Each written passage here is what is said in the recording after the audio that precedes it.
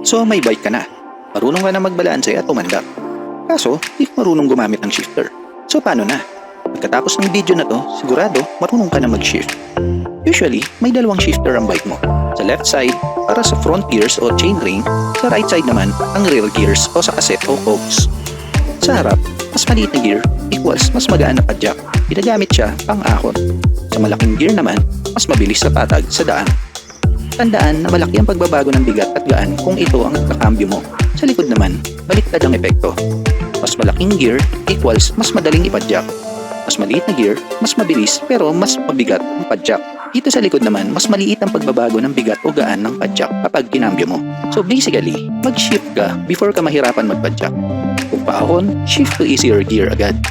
Kung patago pababa, shift to faster gear. Pero bago ka kumambyo, ito muna mga dapat mong tandaan. Mag-shift ka lang habang umiikot ang pedal at hindi matiin ang pagpadjak sa pedal. Huwag kang mag-shift pag nakatigil ang bike. So ang tanong niyan, kailan mo gagamitin ang shifting mo? Gagamitin mo siya kung ano ang pakiramdam ng pinapadjak mo. In short, by feels or pakiramdaman.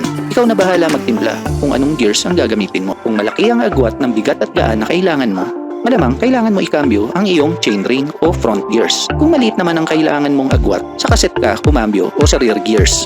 Pero karaniwan, sa cassette ang madalas kinakambyo kesa sa chainring. Mararamdaman mo rin yan habang tumatagal kung anong tamang timpla. Practice mo lang yan palagi at promise magiging smooth rider ka rin. Para sa mas advanced shifting technique, panoorin lang ang ating isa pang content for Shifting Pro.